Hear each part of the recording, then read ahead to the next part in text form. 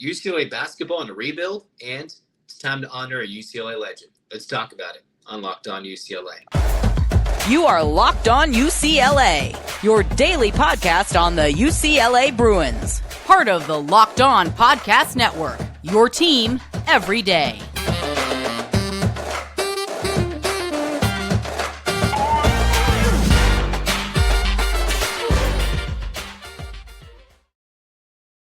Welcome, everybody, to the Locked On UCLA podcast. I'm your host, Zach Anderson-Yoxsimer, D1 play-by-play broadcaster and diehard UCLA fan. Thanks for tuning into this episode of Locked On UCLA. It's free where we get your podcast, and it's available on YouTube. So download, subscribe, comment, like. Thanks for making this your first listen each and every day and becoming a Locked On UCLA supporter. Thanks for all the love and all the criticism. Everything is appreciated. Talking about UCLA, we're going to talk about some somewhat sad news. Over the weekend on Friday, after we posted the episode, Chris Roberts we had the story that Chris Roberts passed away from complications of Parkinson's disease at the age of 74. May 12th was when it actually happened. The former longtime UCLA broadcaster from 1982 to 2015 was when he was broadcasting in the LA area, but he broadcasted overall for 23 seasons, starting in the fall of 92 into 2015. So he's a longtime voice in LA, bouncing around from radio station to radio station, and a very beloved voice of UCLA football and UCLA basketball, calling that 1995 championship game. Of course, for me, I'm a younger UCLA fan, so listening to Roberts on the radio, UCLA, just that epic, just the inflection and everything in between. He was the guy I would grow up listening to, whether it was a little pregame show when the Bruins were on the road, it'd be a touchdown UCLA when they're playing, whoever it was, it didn't really matter. It was always fun to listen to Chris Roberts, especially that he called the last national championship the team won in basketball, got to go through some fun years with Jim Mora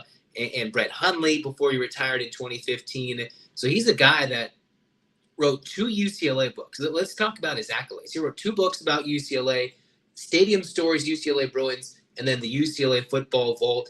He won numerous Golden Mics, overall a 4-time Golden Mic winner, a Hall of Fame member in the Southern California Sports Broadcasters Association.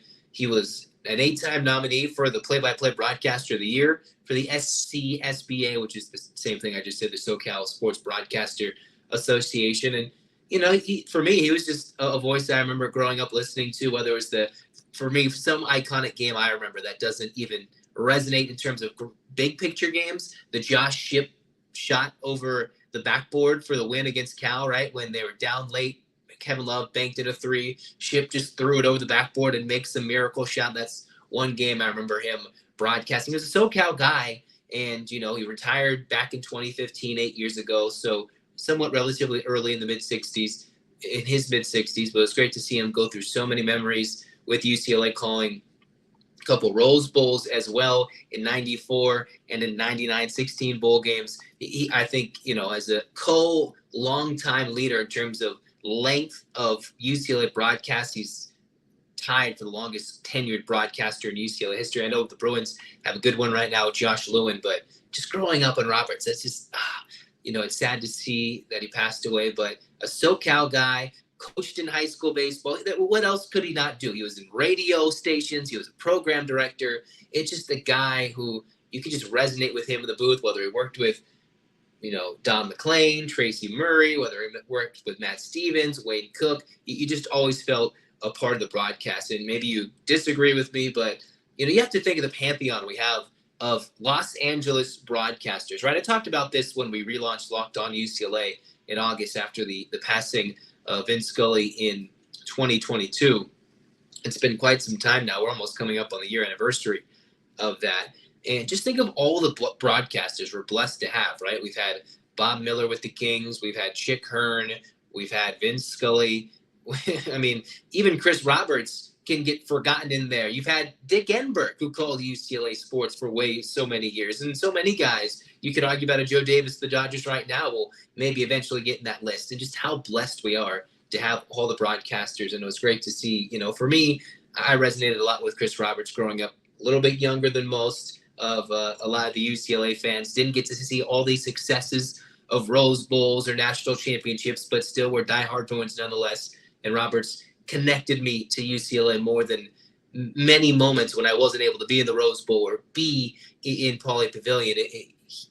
Just a legendary voice. And if you can go back to the UCLA Athletics YouTube page, you can see when they posted the replay. It's an older video on YouTube if you're watching or if you're listening, and just him talking in front of his last game, in front of the fans at Pauley Pavilion, the honoree, and maybe they might have more moments honoring him with his epic calls, but I just, it's sad to see him go. He's survived by his wife, his son, and his daughter, his sons and daughters-in-law, and his grandchildren.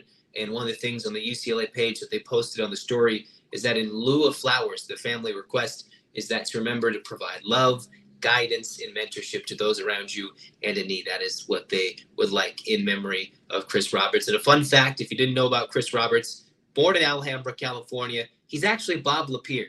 He's not Chris Roberts. He changed his name in radio because there's actually two Bobs at the radio station he worked with. So then he became Chris Roberts, but his official last name is Lapierre. That's why you see his last name of his wife is Lapierre, and his son and his children's name all have Lapierre. So he's Bob Lapierre, but we know him lovingly as voice of the Bruins for way so many years. And the last voice of a national championship winning men's basketball team, Chris Roberts, has passed away at the age of 74. But we celebrate his life, celebrate his legacy, and thank him for all the many memories he gave us as UCLA fans.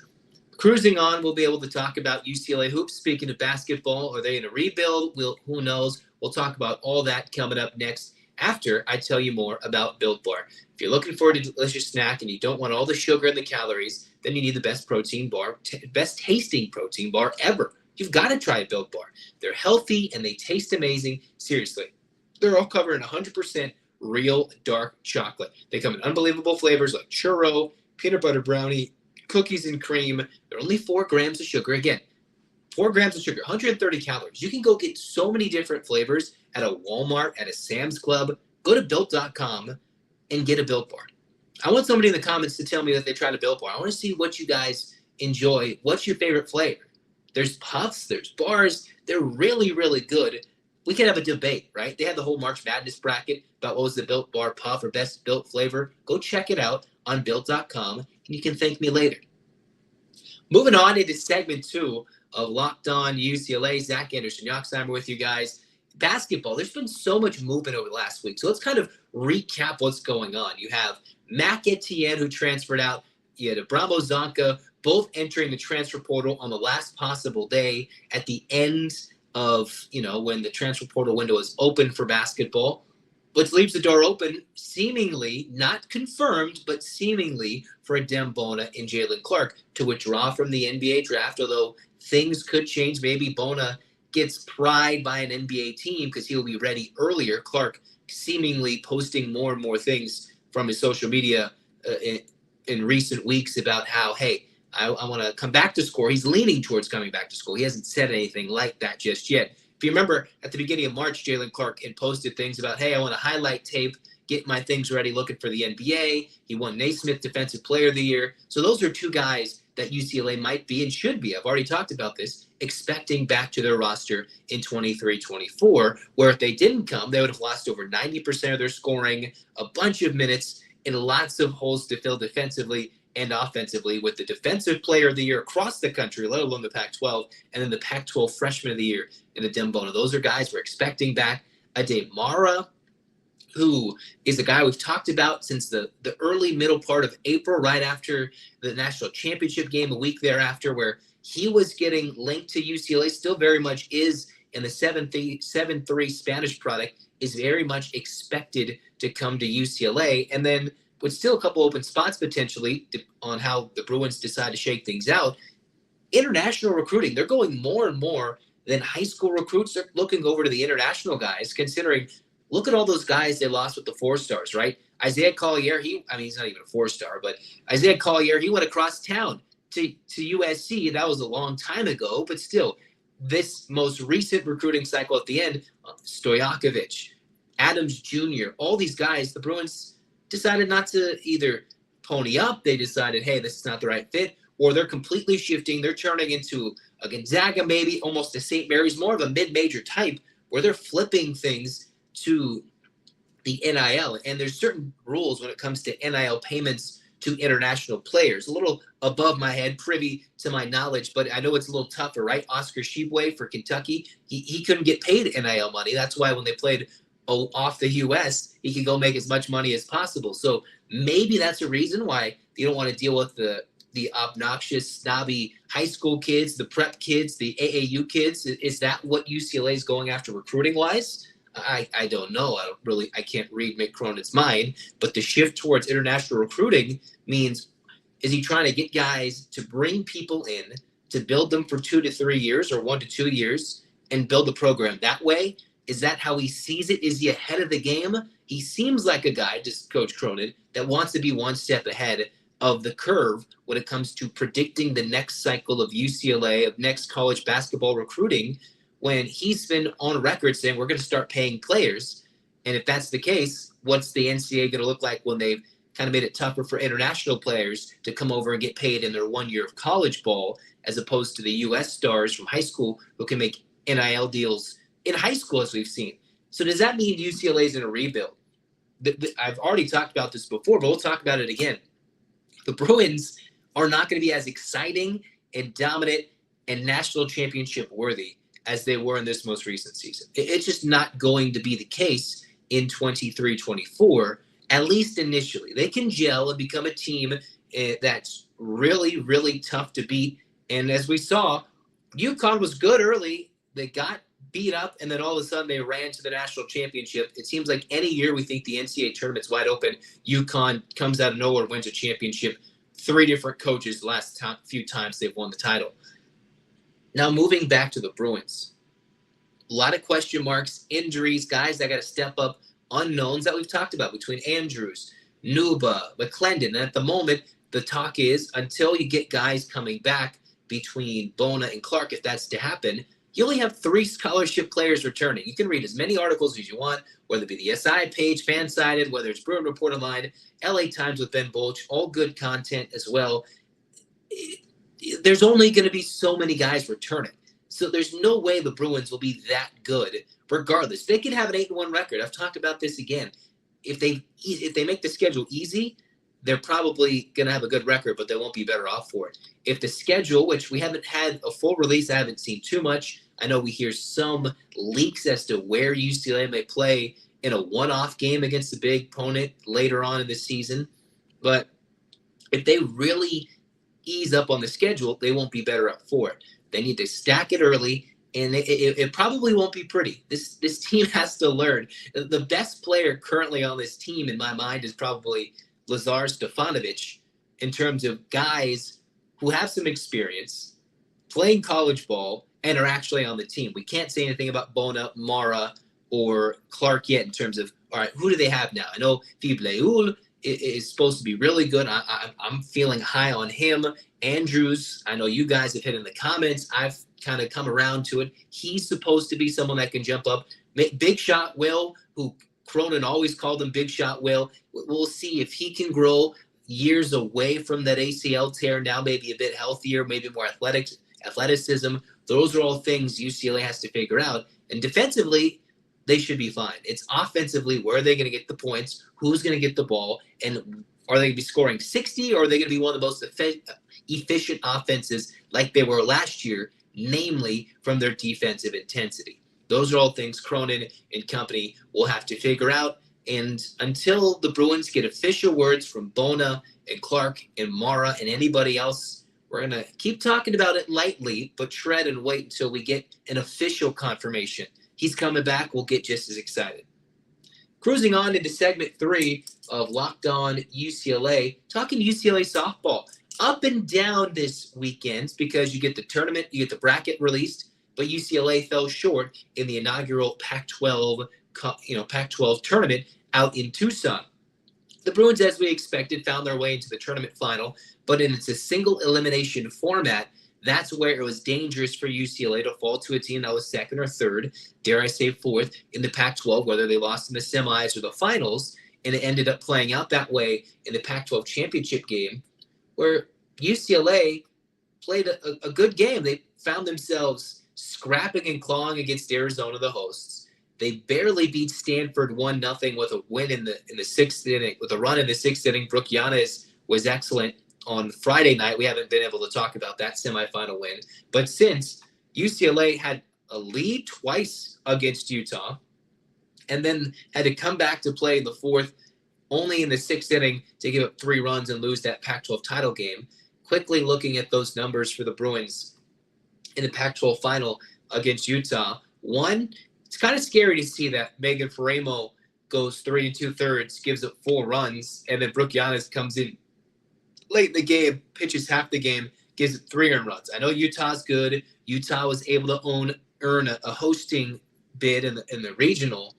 So that makes it interesting for UCLA, the fact that while it was a single elimination game, they did lose in the championship. But maybe that's good. You could put in the comments, you can say whatever it is on social media. You'd rather get that loss out now for a team that had won almost 25 in a row heading into the NCAA tournament, get them geared up. That's probably what Kelly Inouye-Perez wanted, right? Not theoretically. She would never come out and say it, but a coach who wants to get her team geared up and ready, saying, hey, anybody can beat you on any given night. And they learned it in the Pac-12 tournament final as opposed to learning their lesson and licking their wounds in the NCAA tournament overall. The Bruins are the number 2 overall seed in the Los Angeles regional. Ironically, how the committee has it paired up, of course, a lot of it based on geographics in various sports other than the footballs and the basketballs, but still, a lot of tournament plays based on geographics. When you go deeper in the tournament, UCLA is linked up with the Utah regional. So if UCLA, as they should, moves on, they'll play Utah again in the best 2 out of 3 out in LA. So that would be funny to see how that plays out over a 2-3 week span. In LA, you're expecting Grand Canyon. The Bruins will play them May 19th at 5 p.m. in the first round. Then the next couple of rounds will be determined on who wins between San Diego State, who UCLA played on senior night and had to have an Aaliyah Jordan walk-off home run to survive the Aztecs in their final regular season game. And then they get Liberty. Speaking of Liberty, the Flames, the Bruins played them way back when in the early part of the season, just after the Stacey Winsberg tournament at home. They played them in a one-off on Valentine's Day, and they struggled to beat the Flames then 3-2. Faremo getting the win as the Bruins eked out a 5th-inning run to end up getting that last run.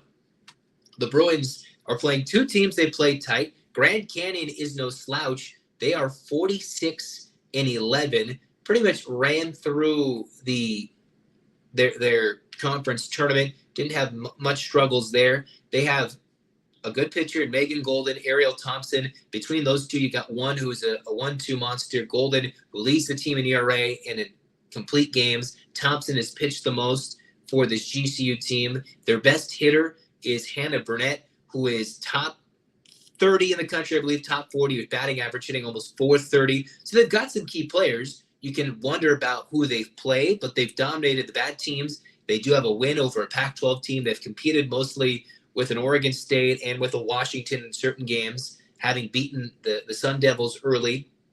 But this is a team in GCU. Hey, this is where you got to wake up if you're UCLA. A lot of question marks. Hey, was this just a one-off? Are you playing super tough competition in the Pac-12 tournament in a single elimination format? Were they gripping? Even though not much was on the line other than the inaugural Pac-12 tournament title, the Bruins got to find themselves and find that groove that they had in mid-February prior to the Oklahoma game where they beat everybody. Even during Pac-12 play from the middle of March, they hadn't lost since March 24th.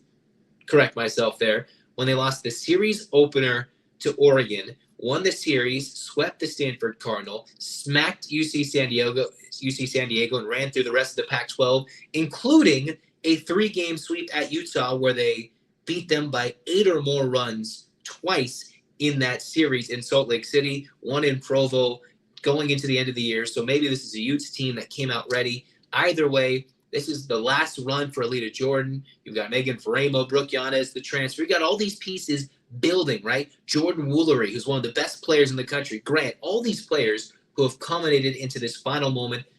This is where it all counts. All these games you've played, 57 so far, heading into your regional, then an expected super regional. And then, as many would expect, the number 2 overall seed to go into the Women's College World Series, where they would take on the super team yet again, the Oklahoma Sooners.